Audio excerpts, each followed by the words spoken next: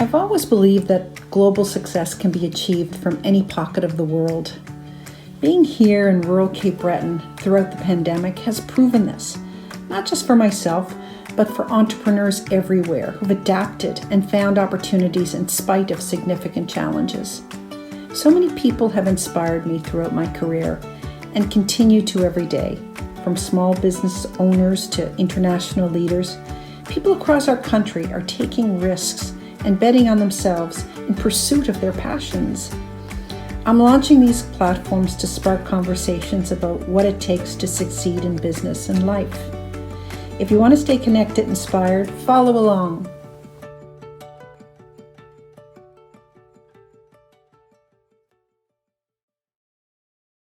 Today, I'm speaking with one of the most innovative and successful entrepreneurs in our country, Ben Cowan-Dewar. Ben is a co-founder and CEO of Cabot, a company with 2 world-class, top-rated golf courses, nestled on the western coast of Cape Breton Island. In 2004, at just 25 years old, Ben set out to turn a coal mining site into a world-class golf destination. With 3 sites on the island today, Cabot Cliffs, Cabot Links, and Cabot Nest, Cabot Cape Breton features exhilarating golf. Over 70 rooms of award-winning accommodations, 19 upscale golf villas with more under construction, and an unforgettable experience from start to finish. Ben has served as the chair of Destination Canada since 2017 and was recently named to the Industry Strategy Council to aid Canada's economic recovery from COVID-19.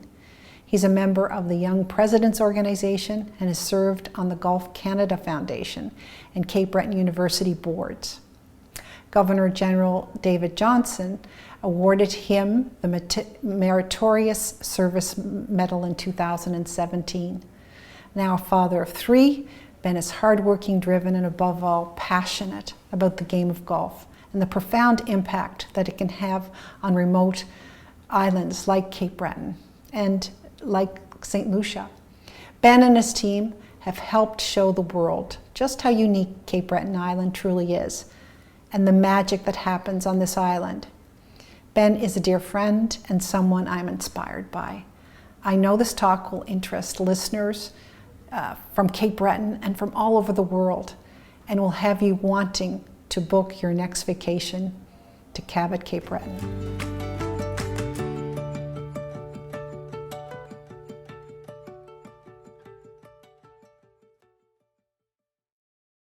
So, Ben Cowan-Dewar, what a thrill it is to sit down with you and talk about the things that you've done in Cape Breton and a little bit about your life. Thanks for participating in this Bet On Me show and podcast, and very excited to tell your story. Cape Breton really is a magnificent place, and you saw this many years ago. But before we start the story about your involvement in Cape Breton, let's go back a little bit about Ben. Tell us a little bit about your background. Where'd you start? Well, I started in Kingston, Ontario, where I was born, and to 2 wonderful parents, and I grew up in the country north of Kingston, and I had 2 sisters, and lived in rural Canada for the first 17 years of my life. Wow. And sort of fell in love with golf and fell in love with nature and beautiful places. And how old were you when you started to play golf? I think I was about 7. I used to play around, we had a family farm. I used to play around the farm, and then when I was maybe 10 or 11, I started drawing golf holes pretty early on, which is about the nerdiest thing you could do. So yeah, there's only about 3 people who did that at that age. But that really led to a love of golf, and I built a golf hole in one of our fields, and I had all these different tees, and I'd go out and play golf. And, just wanted to play golf as much as I possibly could. Where were you in the pecking order of the children? I was the middle child. Middle child. Yeah. So was I. I know. Middle child. I always know when I meet them. So.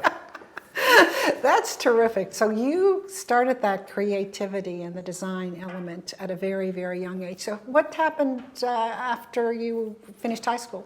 Well, so I went to university. I went to the University of Toronto, and I studied politics and economics and some business. And it was sort of the beginning of the dot-com era, and I had this idea of starting a sort of internet site around golf and golf travel, and I'd had a bit of an interlude. I'd played a lot of golf as a kid, and then I took time away from it and went on these long-haul canoe trips, and we did a long-haul canoe trip from Yellowknife to the Arctic Ocean for 2 months when I was 18, I guess. Wow.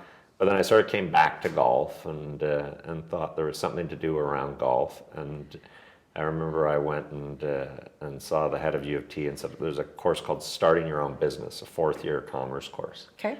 And I'd taken financial accounting, but I needed management accounting as a prerequisite. Okay. And I said, look, this is really the only relevant class at the university. Do you think I could? Just get in? Oh, no, not without the prerequisite, which wasn't until the next term. So, and he's still a friend to this day, but I left university 2 credits short of graduating to start my own business without the relevant class. And then started a business in golf travel. And we did, really at the beginning of the internet, but we ended up doing digital marketing for golf resorts all over the world. Wow. And so you would travel to all these golf resorts and that was critique sort of them, or it was develop marketing programs? we had a bunch of different sort of businesses within it. So we had a travel business that we booked golf trips. Okay. We helped a lot of people. It was the beginning of the days of the internet, and so it wasn't digital marketing in the way it is today. It was literally just getting photos on the internet. Yes. And particularly for the European destinations, the Caribbean destinations, they would mail these huge 11 by 14, nobody thinks of us anymore. We used to mail these brochures. Yeah. So it was like, I was trying to convince them, like, look, we could just get the photo on the internet, people could see it. And so, so that took me all over the world. We'd probably worked in about 30 countries, and I played almost all the world's great golf courses. So it was sort of a wonderful byproduct, and that was in my early 20s. Early 20s. And then through that, and through just the affiliations with tourism, I was at a dinner in March of 2004, and I got seated next to a young minister of tourism from Inverness County, Rodney MacDonald. Rodney MacDonald. Who said, I've got a great site for golf in my home riding. And, I was a smart aleck 24-year-old, and I said, Minister, every farmer with 200 acres thinks they have a great site for golf. And he said, no, I think this is a real deal. And, Jack Nicklaus had done a routing, and Mike Herdson, who I knew well, had said it was one of the greatest sites left in the world for golf. And so I came in December of 2004 and walked around on the land behind us here today. And it was a beautiful day. Yeah. Just stunning. Yeah. So. And so these were all coal mining, it wasn't even reclaimed. It was reclaimed when I got here. It had just been reclaimed. I never saw it. You never saw the black hole, because I remember. It sat there for 50 years. 50 years. Unbelievable. Black hole. Yeah, unbelievable. Yeah. So at least it was reclaimed when you took a look at it. Yeah, right? so it was grass, but it was interesting because so they'd done the reclamation, which had been led by Rodney. Yes. He was a young MLA who had won at a very young age, had won the riding, and had really fought hard for the reclamation. But I think it sat from the early 50s to 2001 or so when they did the reclamation. Yeah. And so I came in. It was a grass site, and it sort of was grassy hills, but you could just get a sense of it, right? Did you? And I think Did you see it quickly? Yeah, I saw it right away. Yeah. Yeah. Did you see it as quickly as you saw St. Lucius? Yeah. Yeah? Right away? Yeah. Yeah. I mean, in between, so those 2 site visits are 12 years apart, but I would have seen hundreds of sites. Yes, between. And I know in 5 minutes. Yep. And not that I'm right or wrong, but it's just like. Yeah. And I remember we were looking at a site in Vietnam, and I'd driven like an hour and a half, and there was this huge crew, and there were government people, and there was some military guy, and we got out and I looked at it, I looked around, and I said, this isn't for me. No. And they were like, no, this is the site. Like, this is, I'm like, not for me, it isn't.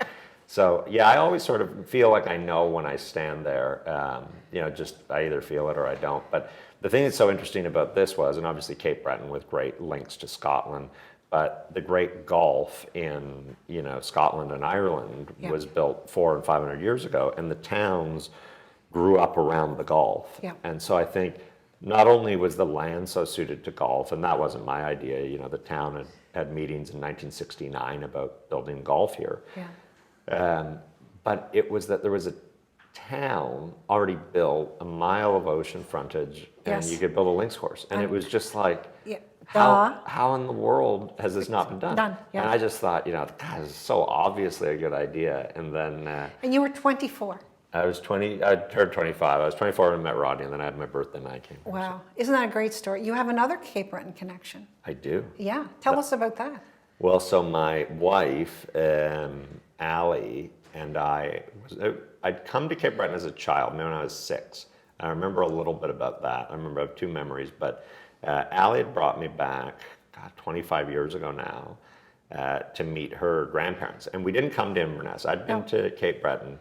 I'd been to Ingonish, I'd been to Bedeck, but her grandmother, who's still alive, 104 today in Glace Bay, was an amazing 79-year-old woman, and her grandfather had been a coal miner in Glace Bay. So we came 25 years ago and met them and went around the trail, and I played Highlands Links, and I met Joe Robinson, and all of that predated meeting Rodney, and it was sort of, I just loved Cape Breton, and I think, it's one of those things, there's places that you go in the world that you feel at home, really immediately, and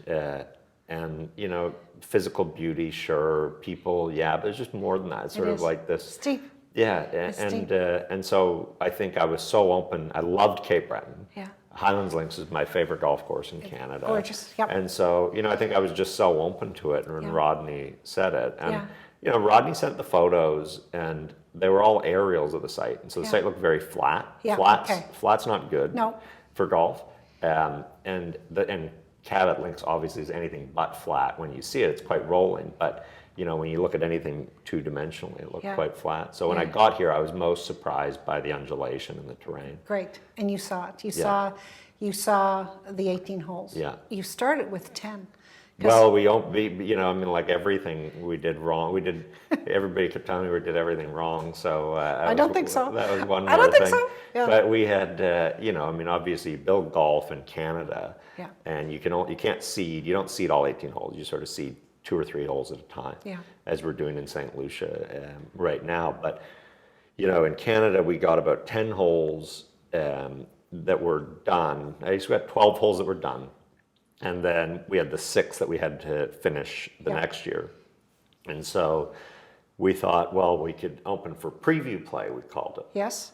And so we opened for preview play. We had the clubhouse. The hotel was not built. We built that following year before we opened in 2012. And so we came up with a loop of 10 holes of the 12 That's great. that we could play, and we opened. And we were, and we were telling the story. Stan and I, Ben, I don't think you were here when we played, but I think... Oh, I was here, I guarantee you. Third day. You were here. You lived here. I you might lived have been here. living on the site of that. Exactly. And I don't know, maybe I didn't know you We back didn't know in each other. 2004. I don't think we did. But we played, and we just absolutely fell in love with this place. This is the most magnificent gift that anybody could ever have given to Cape Breton.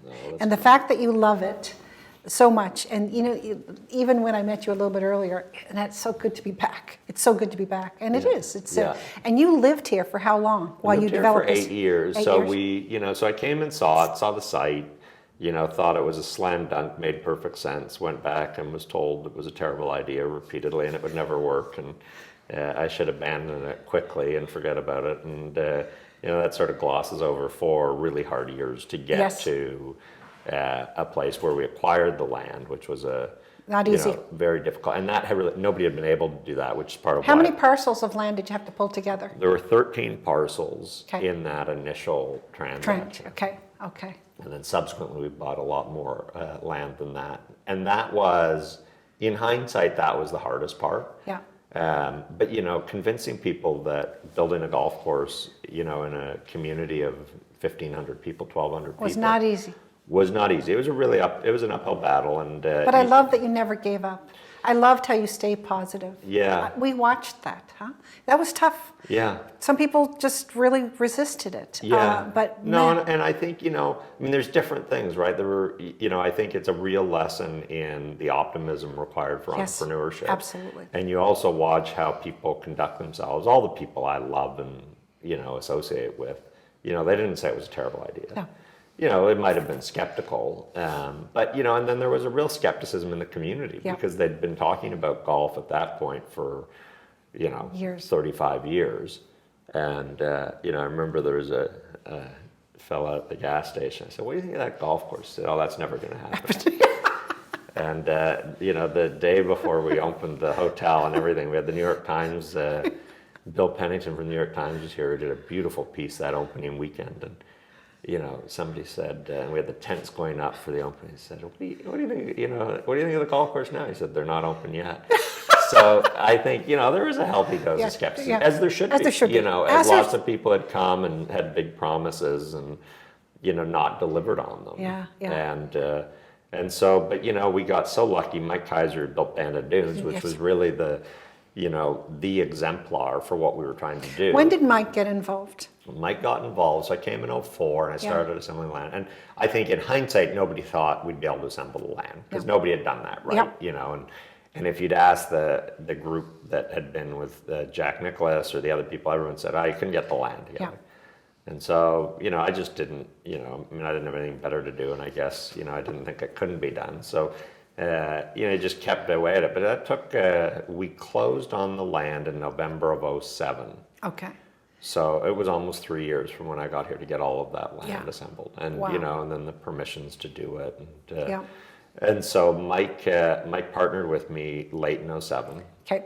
Allie and I moved here in March of 2008, 35 weeks pregnant with our first child. Jack. In the middle of March, We moved to a house that didn't have any windows in it when we drove up, which was a sure sign we weren't going to be in it in the next 5 weeks before the baby was due.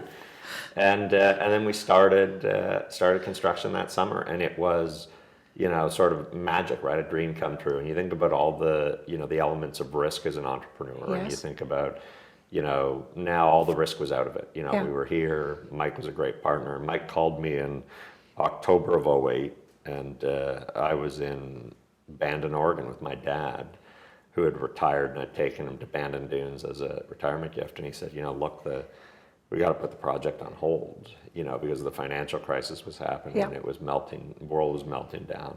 It's 2008. 2008. Yeah. And so I had to fly 3 flights from Oregon to get back here to tell Allie. we'd moved from Toronto. We had nothing in Toronto left, and we built a house here, and that the project was going to die. So that was, a very, very challenging time. And through that winter, we came up with a plan with Rod Whitman, who was our wonderful architect, who built Cabot Links, to spend a very small amount of money. It was going to be Rod on a dozer, an excavator, and one other guy. And so I went to Chicago in April of 2009, and I said to Mike, here's our budget. We're going to spend $305,000, which was a fair bit less than we were supposed to have spent, He said, and I said, Rod's going to move to Inverness. He said, so Rod's going to move to the only place in the world he could get a job this year. So that didn't quite have the opening impact I was hoping for. And then I said, we're going to spend $305,000. Mike said, you came with a number so laughably low, I couldn't say no. And I said, that's basically the plan. So, but we did, and Rod shaped that summer in 2009. It was a beautiful summer.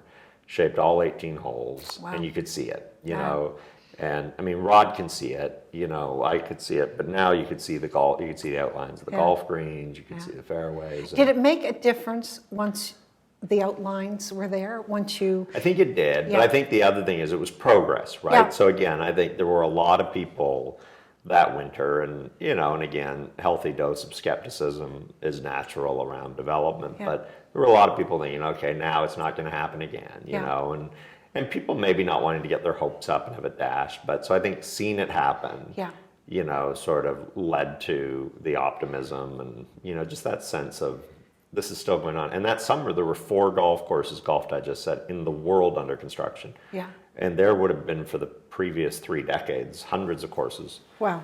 But so it was really a depression. Didn't Trump build a course or two around that time too? He did. When we opened Cabot Links in 2012, Yeah. he opened Trump in Aberdeen. Aberdeen. Yeah.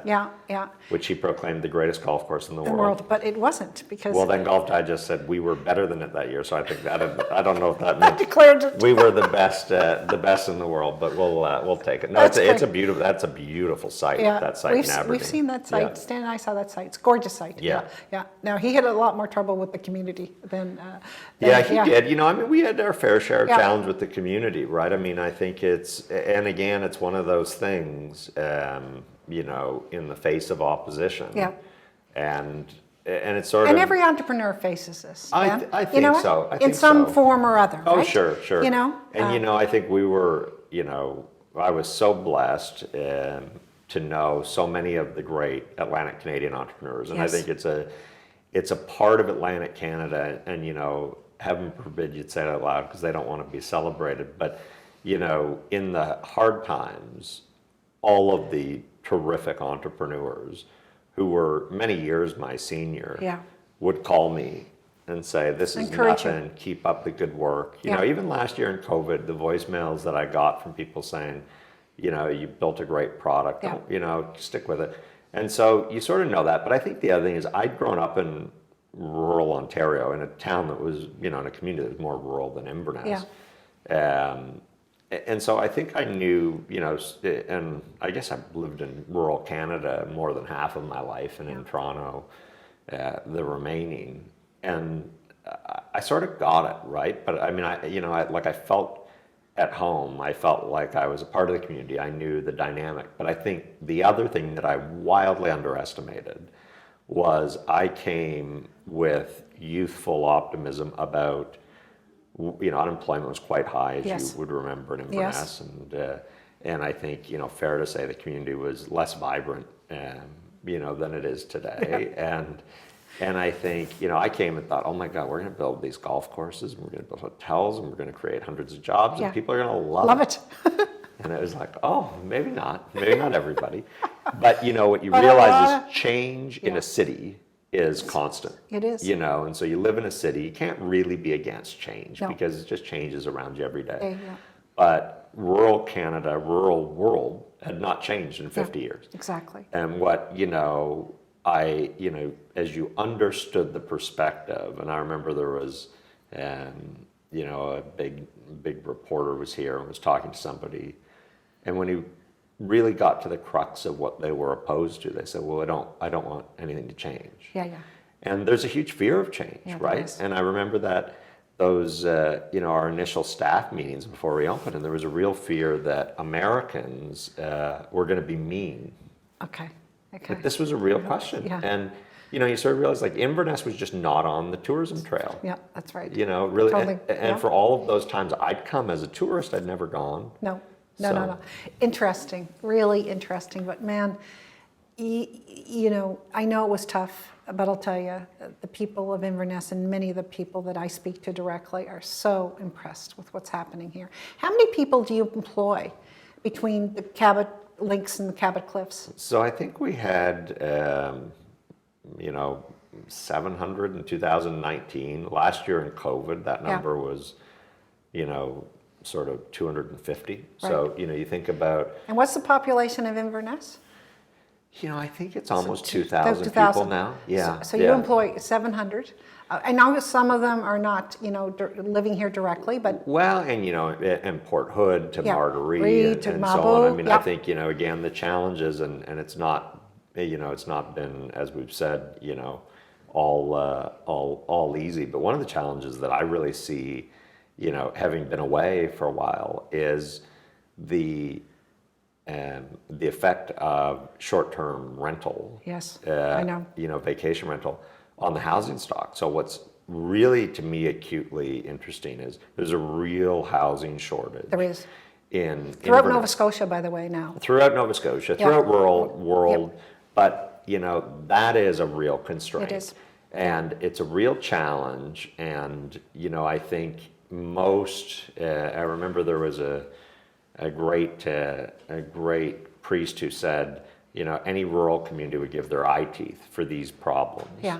which were, housing shortage. But the real problems that need to be addressed, and They are. And so, but I think, we'll get back next year to that 700, Yep. 700 number. Which is great. So Yeah. when did the Cliffs happen? And did you see the Cliffs soon after Cabot Links? Yeah, so as as a young, naive, optimistic entrepreneur who didn't have enough money to build one course, I was busy optioning land for a second course. So when Mike joined me, and he really wanted to do Cliffs first. Yeah. And I explained to him, look, we'd been in the community for Yeah. 3 years trying to do this. It just yeah. wasn't possible, and he understood that, and that was fine. But we bought some of the land for Cliffs. We'd continue to buy land at Cliffs for probably another 6 or 7 years. Yeah. There were just so many. Like, you sort of had to get one parcel, then you get the next, and Yeah. you get the next, and we were working our way down. Had the northernmost, the 16th hole was the first parcel we bought. So it was Yeah. 16, 17, bit of 18. And so I think we acquired the last piece there while we were building the golf course. Of course. Yeah. Yeah. As you do. And No so it's funny, we had opening day, June 29th, 2012, and I just posted, that was the opening day, all 18 in the hotel. Yeah. And I just posted a photo last month of 2 days after that, we were walking around at Cliffs with Bill Coor. Yeah. And, I remember it vividly, but, we basically you'd done all this work, it almost kills you. You open, we're open for business, and then we were walking around, looking at building a second one. So we were pretty clear on that. I think we started building in 13, and then we did the same thing. We opened for preview play in 15. Yeah. And then opened it in 16. Stunning, absolutely stunning. I love how you've built this brand, and that's what this is. Huh? You understand, having the privilege of seeing what you're doing a little bit at St. Lucia, and also your Revelstoke opportunity. This brand is spectacular, and it's special. And that is why the people from around the world come to this golf course. It is absolutely amazing. Tell me how you developed it. Tell me your keys to success. How did it all happen? What do you see as the big? Well, I think it was interesting. I sort of had an inkling that we could do. There were a bunch of things that we tried from a business standpoint that I think, we weren't sure would work. So we did, but having done the digital marketing, I had this thought that we could market direct to consumers. Yeah. And, most of the travel industry would have worked through tour operators and travel agents, which I was one. I owned a travel business. But I thought, if we could really build something that was truly world-class, that separated itself and build a brand around it, we could really speak to the customer directly. And I honestly don't think, Annette, that would have worked in 1980. No. I think, No. We were just born at the right time. Right. And we were showing, we just did everything people said not to do. Like, we showed photos of the golf course under construction. People said, why are you showing photos of dirt? Wait till you have grass. I was like, well, I don't have any grass yet, so I'm going to show photos of dirt. And, and then we did a movie trailer, which Donald Sutherland narrated for Cabot Links, and his son Keiser narrated one for Cliffs. But, you sort of swung for the fences, and we struck out lots, and, thankfully connected a few times. And I think, as you built that brand and you see people love it and, identify with it, and, we're in every jurisdiction, beautiful landscape, sort of soul-stirring landscape. And I think we've been so blessed to work with amazing golf course architects, some of the best that have ever worked in the field. But, if we'd had a bad site, it wouldn't have mattered. Yeah. And if we'd had a lousy architect, so you sort of needed the marriage of all of that. Yeah. But everybody who comes, nobody has trouble seeing natural beauty. Yeah, exactly. Some people might not articulate, the nuances of the architecture of the golf, or they might, but everybody gets how physically beautiful it is. Yeah. No, it is absolutely stunning. The pandemic, it's been a tough year, right? For you guys, last year was really tough, but boy, it looks pretty busy today. And most of these customers would be from Canada, I would think, huh? Yeah, entirely Canada So- until next week, obviously, as Yep. we get ready to open the border to the Americans. And I think we'll see a very busy rest of the year. Yep. But I think acutely painful in tourism. And we saw it across the country. Yes, we did. Yep. And we were building on such big blocks of success. Yes, So. yeah. Canada's 150th birthday in 2017 was a high water mark, and obviously I had a bit of a tie to Canadian tourism. And, You were the president of Tourism Association of Canada. The chair, Yep. the Canadian Tourism Commission. But so, and 17 people were saying, oh, you'll never be able to beat that. Yeah. And 17 both beat the visitation of 02, which was the previous high water, and Yep. the revenue, which was really what we were focused on as a strategy as a country. Yeah.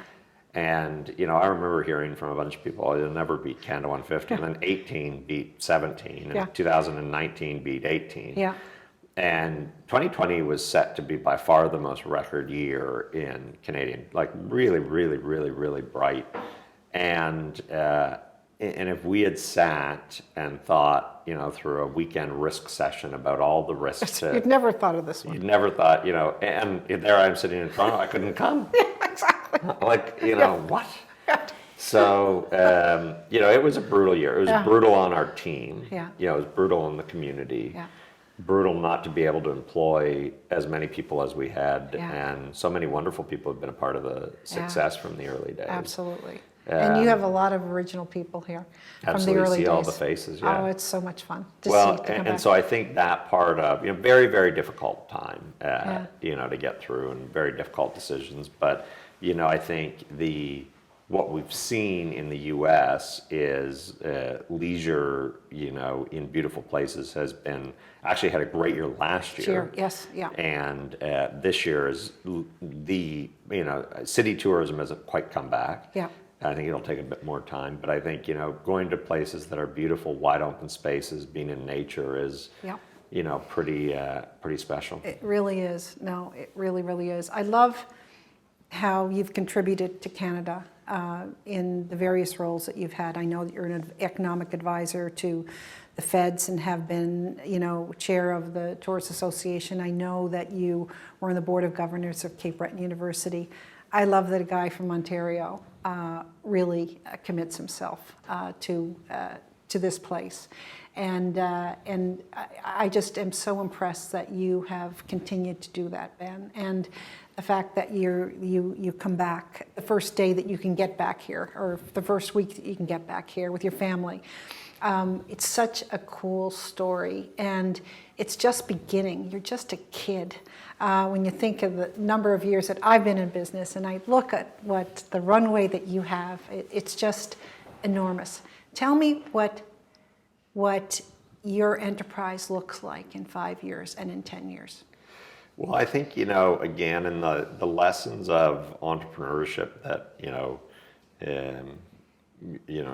you build this and it's 17 years later, it's an overnight success. You sort of realize that, time increasingly becomes your scarce resource. And so, you think a lot about how do you allocate that time and what are you doing. But, the thing that, again, I feel like, Canada gave me a lot. Nova Scotia and Cape Breton gave me a lot. And, and obviously I hope I can give back and try to do that. But I think when I think about the business people, and I live in Toronto, and, I think Canadians as a whole are great, but there's a special kinship in the Maritimes among business people. Yep. And, and sort of support one another, cheer for one another, and know how hard it is. Like, I think that, most people just, somebody asked me that recently, like, what is the biggest surprise? Or, people wouldn't think. And I said, just how hard it is. Like, it's just, and it's not easy. Like, COVID was brutally hard. Like, it's just,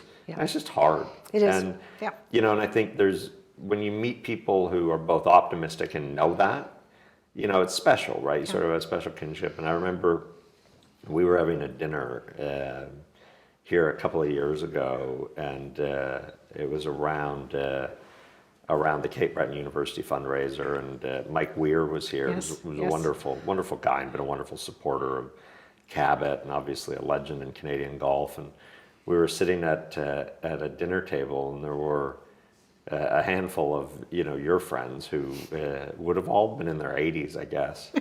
And somebody said they thought I needed younger friends, but I think I look at these legends of Atlantic Canadian business, who are all so vibrant, so interesting, so thoughtful, physically fit, mentally extremely sharp. Absolutely. And I think what that taught me more than anything is, oh my gosh, like I get to do something I love doing with people I love doing it with.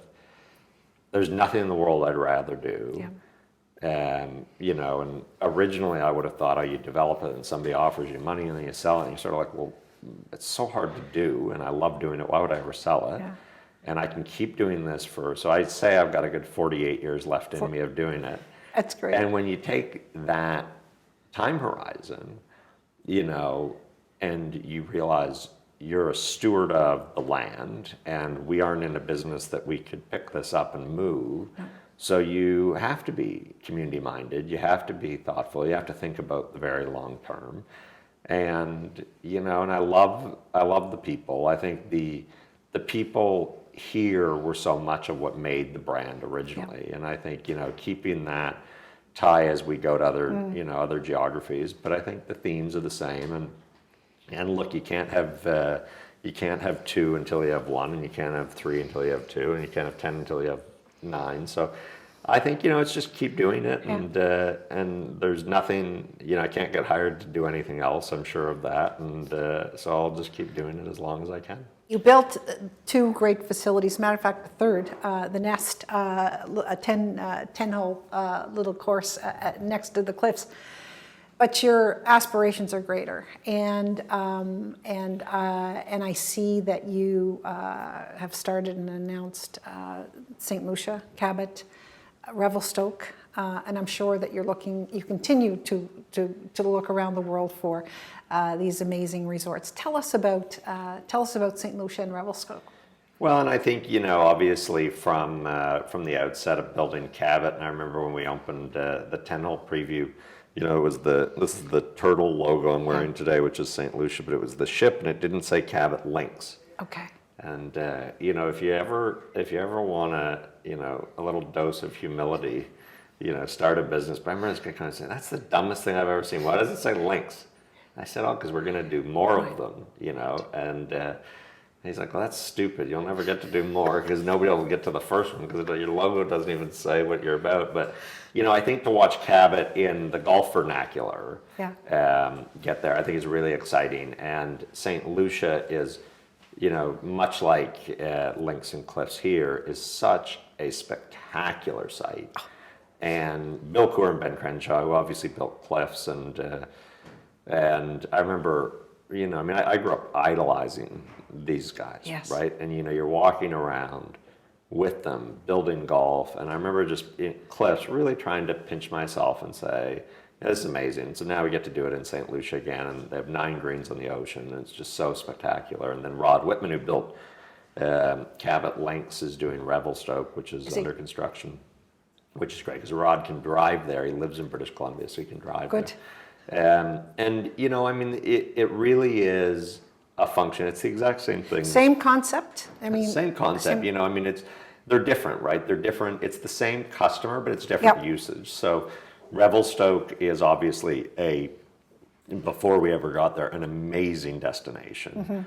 Great summer destination, but famous for being the heli ski capital and amazing skiing. And the first tee at Rod's course there is probably a driver away from the gondola of the most vertical drop of any ski mountain in North America. So, it's different in that. There's a real seasonal offset. St. Lucia, which has been one of the great islands of the world long before I knew where St. Lucia was, physically so beautiful, really, looks like Hawaii, different than my view of what I thought of the Caribbean, having been around a lot of it.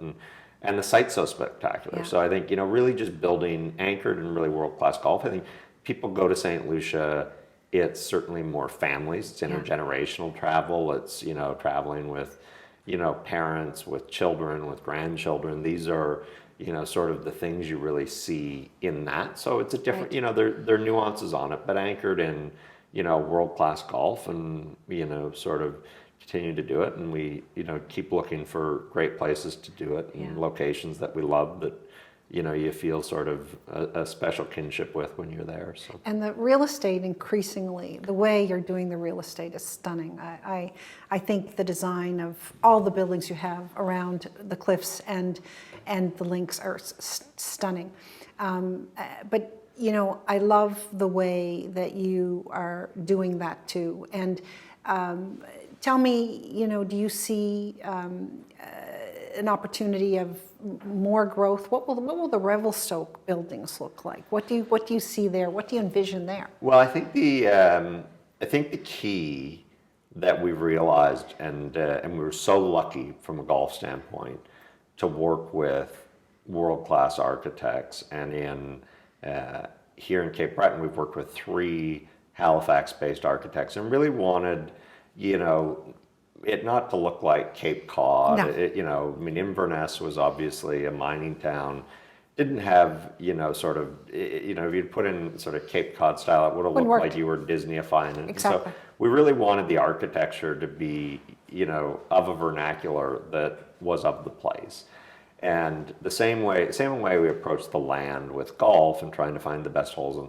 And so in St. Lucia, we've been working with an architect who's just brilliant. Really wonderful guy. Who's a Welsh British-based architect. And why we settled on him was he'd done a lot in the last 10, 15 years when not much had happened in the Caribbean in that period of time. He'd done a lot in the Maldives and the Seychelles and sites that were tropical and looked like St. Lucia. Okay. And so, he's a big skier. We were talking about Revelstoke. He said, I got a concept, that's, and his sort of thesis is naturally modern. So, not, I would say more contemporary than sort of the harshness of modern architecture. But if you look at the patinas in St. Lucia and sort of what they've done, it really feels like it's part of the landscape. Right. And I think there's so much great mountain architecture, but coming up with something that, is really special. And if we're going to build buildings, we want it to be special, and want it to really be of the place and feel that connection. And so, we're really excited about the Revelstoke architecture, and the construction in St. Lucia is coming along well. And the construction at the cliffs is just, oh my goodness. Oh my God. I know. Those of you that will see this podcast, oh my God, it's just unbelievable what you're doing there. It's like a totally different place. Well, and I think we always knew that at Cliffs. I think we were so blessed coming out of COVID to have that, and really to be able to continue to develop. And, with that has come, tennis courts and a barn at Cliffs, and, more. You're going to put a spa in there too? More health and wellness. Health and wellness, I think all of those things, and so it's an evolution. And, I love how you try to get women involved in this sport. I love how you encourage that, and broadening the services to a place like this, I think, is absolutely wonderful as well. I love the way you're doing that. It is very successful. But well, I think continue focusing there. Yeah, no, it's been a huge part of it from the beginning. We don't have ladies' tees or women's tees. Our forward tees are royal blue. They're gender neutral in color. We don't have any tees that are red. And, Thank you.